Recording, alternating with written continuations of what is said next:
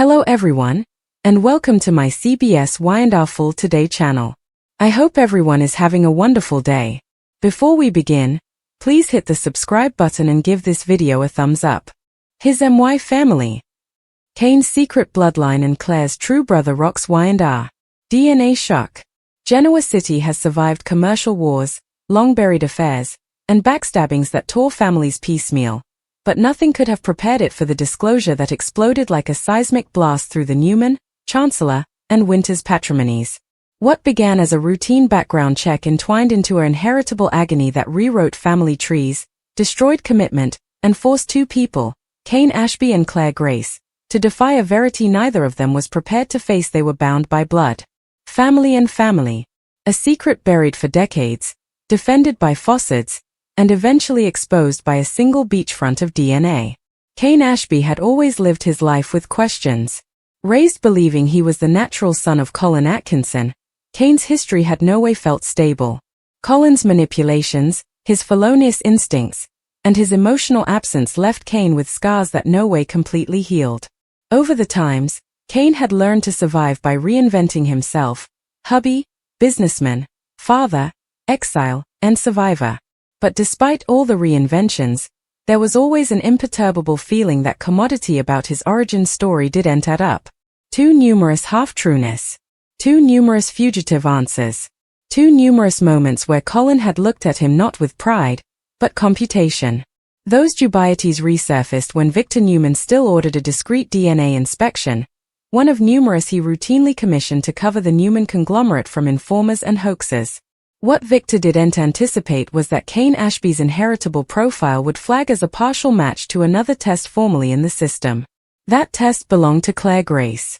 Claire, still reeling from the chaos girding her own identity, had only lately begun to accept her place within the Newman root.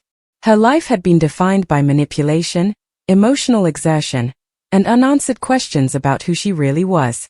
She had fought desperately to make commodity authentic, commodity real, believing that formally she knew the verity about her parents, the worst would be behind her. She was wrong. Because the verity didn't just explain her once, it expanded it in ways that hovered to destroy her future. The match wasn't egregious at first. The system flagged a participated motherly lineage marker, rare, specific, and insolvable to dismiss. At first, it looked like a coexistence. Also the probabilities stoned. Too close for relatives. Too distant for parent and child. The only conclusion left was the one no bone wanted to say out loud. Siblings. When Victor saw the perfected report, indeed he was shaken.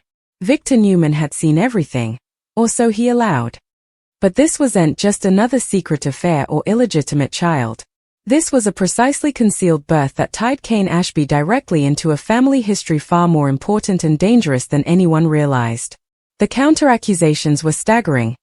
However, also the question came necessary: who was their real parent?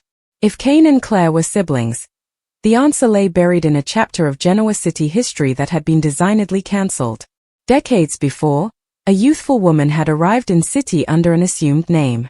Intelligent, ambitious, and emotionally guarded, she came involved with several important men in rapid-fire race.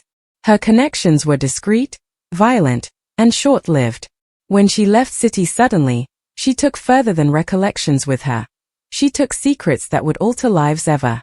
What no bone knew was that she was pregnant. Not formally, but doubly. Halves. Separated at birth. One transferred down still to be raised under Colin Atkinson's vigilant, manipulative eye. The other placed into a fully different world, her identity rewritten, her history cancelled. Kane Ashby and Claire Grace had been divided before they ever took their first breath. When Kane was summoned back to Genoa City under the pretense of a business discussion, he tasted commodity was out incontinently. The pressure. The avoidance. The way Victor watched him with the admixture of dubitation.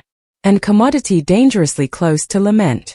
Kane had faced allegations before, but this felt different, particular, unrecoverable.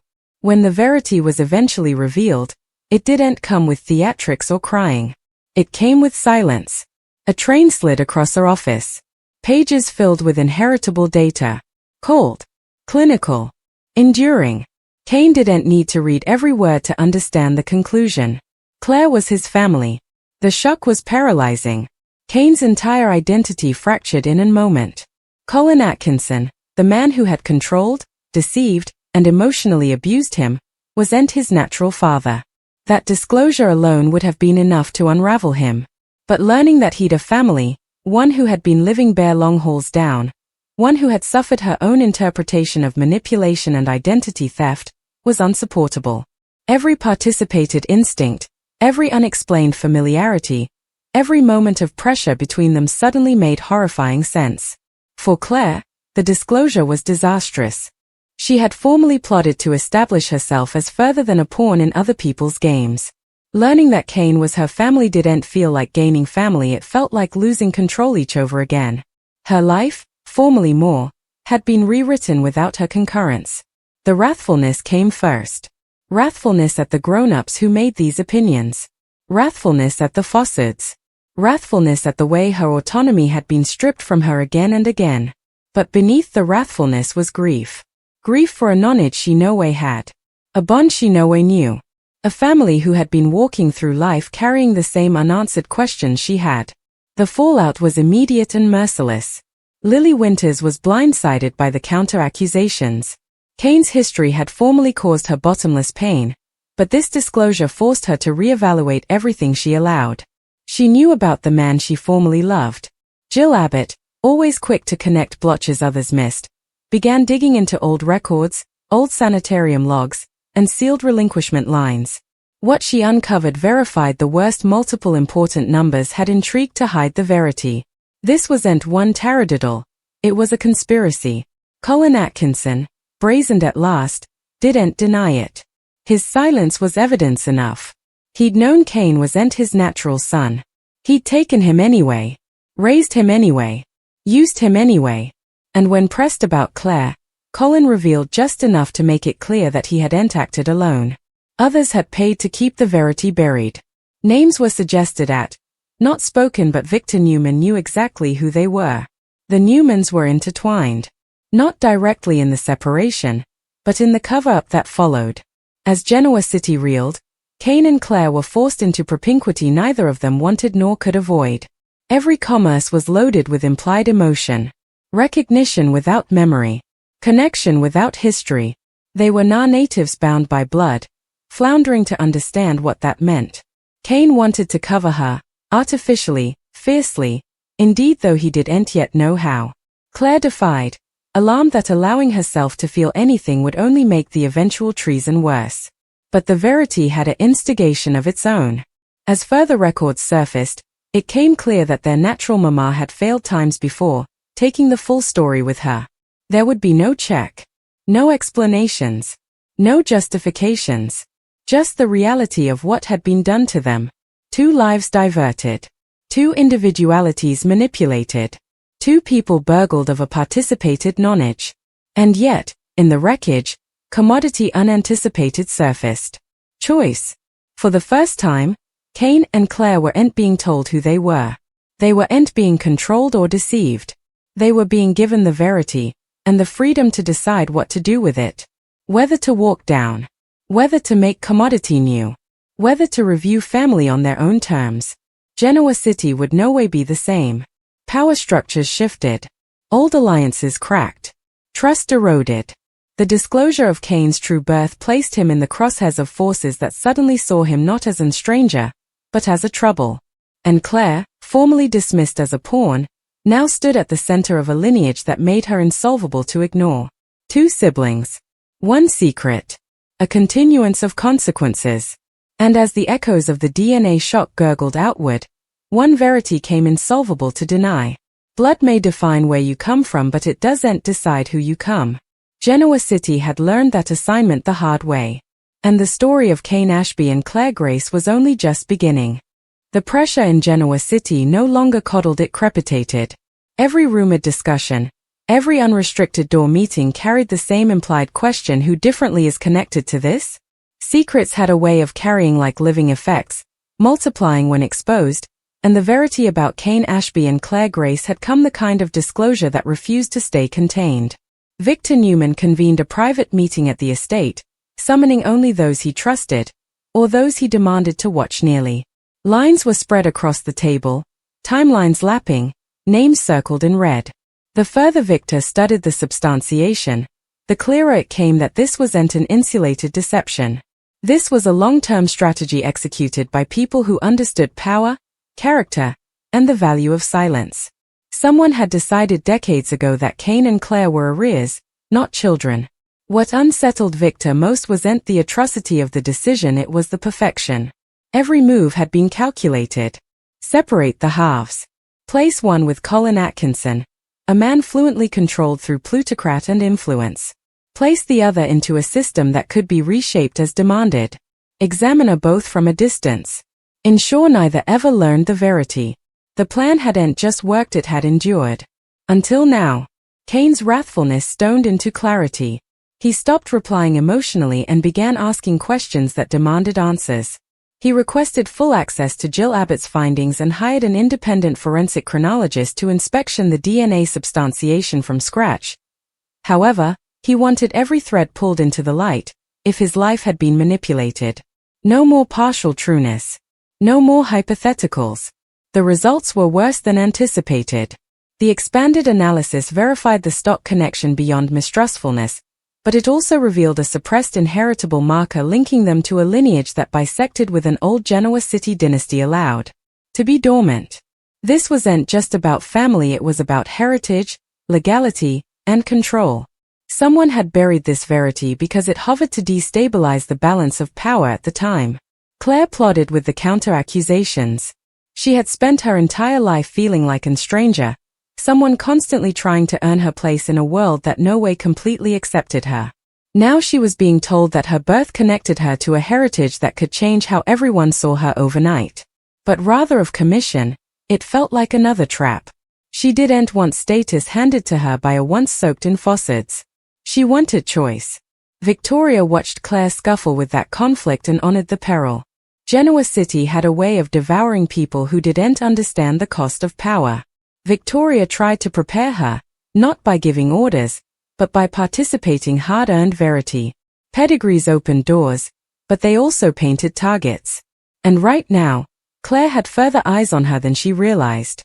Meanwhile, Colin Atkinson faded. No farewell. No explanation. Just gone. The timing was no coexistence. Jill suspected Colin had known this moment would come and had prepared an exit long before the verity surfaced. But his exposure only boosted the urgency. Without Colin, crucial answers dissolved with him. And worse, someone differently had stepped into the vacuum he left before. A former associate of Colin's surfaced still, using fractions of information to manipulate the situation from the murk. This existent didn't want the verity revealed completely. They wanted control. They approached business rivals, blurted partial information to tabloids, and began shaping the narrative in ways that served no bone but themselves. Cain refused to be silent. He gave an interview, not sensational, not emotional, but deliberate. He spoke about identity, about stolen springtime, about the damage foisted when grown-ups prioritize character over mortal lives. He didn't name names, but his words landed like allegations. The public response was nippy and polarized. Some praised his courage. Others questioned his motives. But no bone could deny the impact. Claire didn't watch the interview live. She read the paraphrase latterly, alone. And commodity shifted. For the first time, she saw Cain not as a symbol of the history or a memorial of treason, but as someone laboriously choosing translucency in a world erected on deception. It didn't abolish her fear, but it softened it. Sluggishly, she began to trust that whatever their connection meant, it wasn't commodity he intended to use against her. As the disquisition strengthened, Jill uncovered a sealed trust, created around the time of the halves' birth, funded by anonymous contributors, and structured to spark only if certain inheritable conditions were met. The trust had been dormant for decades, still accruing value. Its purpose was chillingly clear: hush plutocrat, heritage insurance, and influence wrapped into one. Still, it would expose not only the halves' lineage but the individualities of those who had paid to keep it retired, if the trust came public. Victor understood the peril incontinently. This wasn't just about the once, It was about destabilizing the present. However, it could spark suits, commercial appropriations, if the wrong information surfaced at the wrong time. Victor faced a choice: contain the fallout still or let the verity crump completely and deal with the consequences. Cain forced his hand. He demanded that the trust be opened. Claire supported him, hesitantly, but forcefully. She didn't want plutocrat. She didn't want power. She wanted accountability. However, they merited to be exposed, if people had paid to abolish their lives. The trust's activation transferred shockwaves through the legal and fiscal world. Names surfaced, some anticipated, others shocking. Numbers long deified as pillars of the community were revealed to have inked off on the separation of invigorated halves. The defense was always the same: protection, stability, necessity. But the result was inarguable: 2 lives broken piecemeal for convenience. Public opinion turned brutal. Some of the indicted denied involvement. Others went silent. Many tried damage control through precisely drafted statements that only fueled dubitation.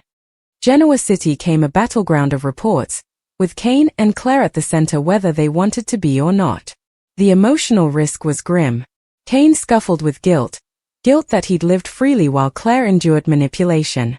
Claire scuffled with resentment that Cain had at least known her interpretation of family, still defective. They didn't voice these passions audibly, but they dallied between them, implied and heavy. And yet, they kept showing up. They attended meetings together, faced investigators side by side, defended each other when the media crossed lines. Sluggishly, commodity suggesting trust formed, not because of blood, but because of participated resoluteness. Also came the final blow. A long-buried medical record surfaced, attesting that the halves' natural father had known about them, given about both, and had chosen silence. Not out of fear, but ambition. The disclosure shattered what little vision remained. Cain's wrathfulness erupted, not explosive, but devastatingly calm. The idea that his father had walked down willingly, that he'd allowed others to rewrite his children's lives for particular gain, was insupportable. Claire withdrew entirely, shutting down emotionally in a way that scarified those closest to her. Victoria interposed, refusing to let Claire vanish into herself. She reminded her that the sins of parents didn't define the worth of their children. That survival itself was an act of defiance. And for the first time, Claire heeded. As Genoa City braced for the fallout of the father's identity getting public, Cain and Claire made a decision that surprised everyone. They refused to let the story end with exposure alone. They blazoned plans to establish a foundation, one concentrated on advocacy for children displaced by secretiveness, manipulation, and institutional corruption. It wasn't about redemption.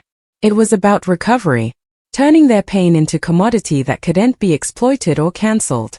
The advertisement shifted the narrative. They were no longer just victims of a DNA shock. They were agents of change. But Genoa City no way allowed peace for long. Because someone, nearly, had everything to lose if Cain and Claire continued down this path. And that person wasn't finished fighting. The storm wasn't passing. It was gathering strength. And the verity, now completely awake, was coming for everyone who allowed. It could be controlled. The counterreaction was immediate and vicious, but Cain and Claire no longer faced it alone. Standing together in public for the first time, they felt the weight of Genoa City's judgment and its reticent respect. What had begun as a ruinous DNA shock had converted into commodity neither anticipated, a fragile but inarguable bond forged through participated loss and defiance. Claire took a step forward emotionally, allowing herself to admit what she had avoided since the verity surfaced. She didn't just have a family, she had someone who understood what it meant to have your life rewritten by other people's opinions. That consummation didn't abolish her wrathfulness, but it softened its edges. She began remedy, determined to reclaim control over her identity rather than letting her birth define her worth. Cain, meanwhile, shifted his focus toward the future. He stopped chasing ghosts of parents who failed him and started erecting commodity that reflected who he chose to be. His commitment to the foundation came particular, a pledge that no child would be cancelled the way he and Claire had been. The work predicated him, giving purpose to pain that formerly felt endless. Victor watched from a distance, equivocal but thoughtful. For the first time, he saw the possibility that Verity, still destructive, could also be corrective. Victoria, still proud, honored the strength it took to move forward without pretending the history didn't live. As Genoa City sluggishly acclimated, one Verity settled in the secret birth no longer controlled Cain and Claire. They controlled what came next. And in a city erected on deception, that choice alone was revolutionary.